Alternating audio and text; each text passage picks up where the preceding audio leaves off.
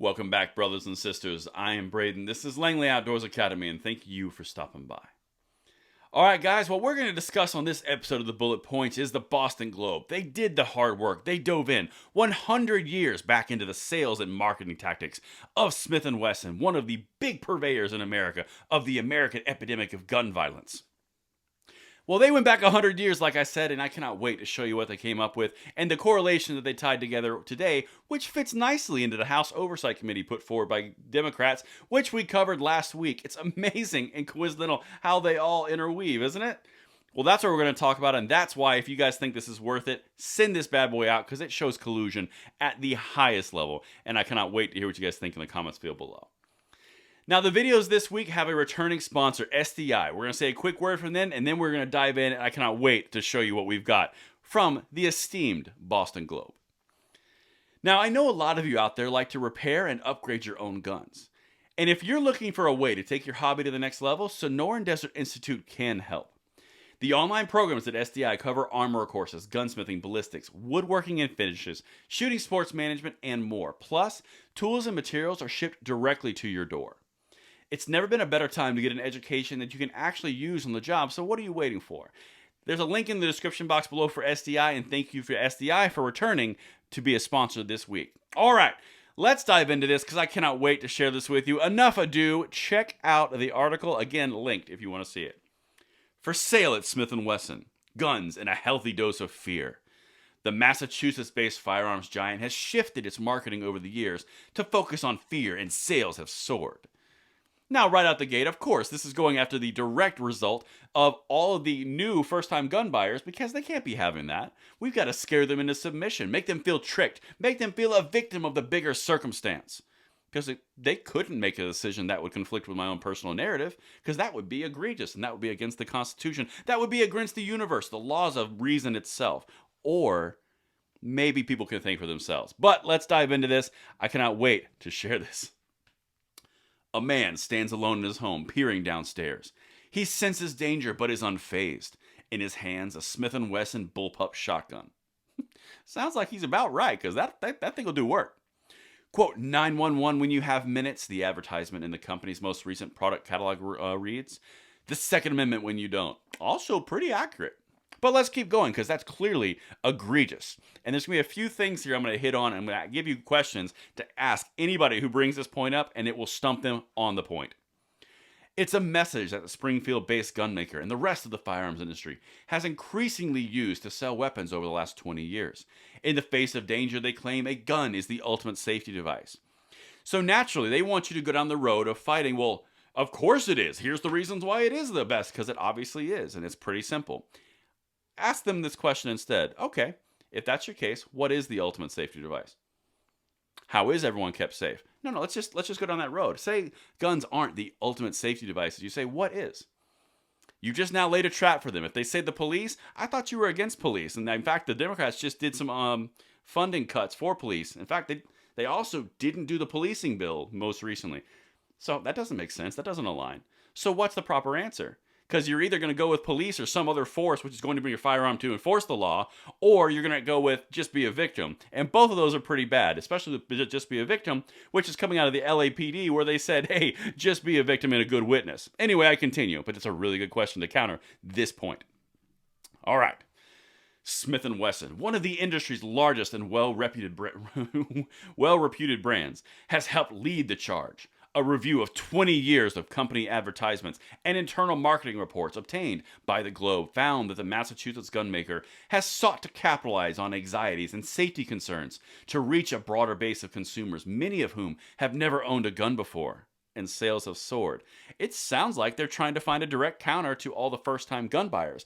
Also, all the minorities that bought guns that they never have before, and women. Remember how when that news was starting to break, we were hitting on these are important demographics to the Democrats and they can't lose them? Well, they're adopting guns at a higher rate than they want them to. So, insert the fear, insert the statistics, insert the fact that you've been fooled and marketing made a fool of you and tore your reason asunder. But it's not your fault, it's their fault. Just keep in mind, that's where they're going with this. All right, let's keep going, because there's lots of great stuff here. In fact, they even say crime is not a big deal. Kind of a juxtaposition from normal, but let's hit it. During that same period, violent crime in the United States has plummeted, falling steadily on most measures since the 1990s. Skip. Do you remember that whole Nora O'Donnell interview with the sitting ATF director where she said, it's the worst crime we've ever had in the entire world, the entire history of the world, since we recorded numbers? Remember that? Yeah, it was like 2 weeks ago. Democrats are always saying that crime is rising, but that's because the increase in gun sales. Remember all of these things that we cover? It's all interlinked. You can't go on one day, well, crime is rising. That's because more guns are available. And then on the next day, it's why are people buying guns? Because they've been marketed and manipulated to, because crime really isn't that bad. This is literally what we do on a day-to-day basis. Let's continue. It is a key pillar of Smith & Wesson's marketing strategy. Owning a gun will keep you safe. Again, ask them what will keep them safe. If it's not a gun, what's going to keep you safe? Either police or being a victim. Those are the only answers. Good luck with both of those. All right.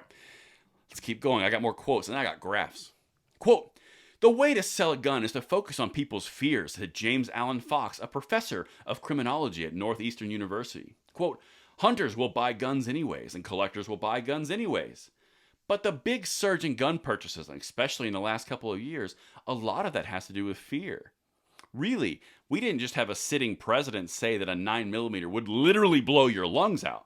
We didn't just have sitting members of Congress in judicial committees say that the idea is to take common use firearms from the people, violating 3 different Supreme Court cases. We also didn't have sitting Congress people in the negotiations and debate for the H.R. 1808 assault weapons ban of 2022 saying that an AR-15 will liquefy your organs. We didn't say any of that because it's the gun industry that's being fearmongers. Woo! All right, got a couple more. The graph is next. Hold on to your seats. Gunmakers, quote, needed to establish new uses for guns in order to maintain their market, said Siegel. Quote, so they have sold this idea that in order to be safe in today's world, you need to have a gun. And it's worked astonishingly well. Wouldn't have anything to do with the rising crime. Wouldn't have anything to do with the recidivism of criminals and also the early release of criminals. Wouldn't have anything to do with that. No. It's marketing and sales tactics. You're just too stupid to figure out that they're selling to you and you've fallen for the guys. Nothing else. It's not that cities were burning down. Nope, nothing like that. It's not that crime is on the rise. Nothing like that. It's not that all of those other factors. Those are exogenous. This is clearly because you have been torn asunder with your reason by the gun industry. Do you see how silly this is? But let's continue. Here's the graph, the aforementioned graph. Background checks for firearm sales have soared since 2000. Yeah, we covered that. It's almost like at that exact same time point, you had a mass period of unrest and DAs releasing criminals religiously on the streets. Prisons being empty because of different health concerns. All these things. No accountability or anything for different criminal elements in major blue cities. Nothing. Yeah, if you tie all these things together, it's pretty simple to see where the surge in first-time gun buyers is coming from. And it's not the sales and marketing, but they're going to want you to think that because this is orchestrated, but we got to call it out. Some advocates, including Sugarman, see the ads of today's gun industry as mirroring those of the tobacco industry in the 1950s. They're selling a dangerous product, they argue, and as such, their advertisements should be carefully regulated. An increasing number of state prosecutors have signaled that they agree. Okay. I'm pretty sure people like Rob Bonta would agree with anything that says against guns, first of all. Second of all, they keep on trying to tie it to different industries. They keep on trying to tie guns to tobacco because we were able to regulate it out of existence before. Yeah, tobacco is not a Second Amendment right. It's not any amendment right. Also, cars, another cult classic where they go down the road of, well, cars require insurance. They require a driver's license. So why shouldn't you need a driver's license for a gun? Again, not a right. Both are privileges. The idea that you can even get tobacco to smoke for your own enjoyment is a privilege. Yeah, I could go down the whole road of capitalism and actually having the resources to do it. I'm not going to go down that road. But the point is, this is all a game.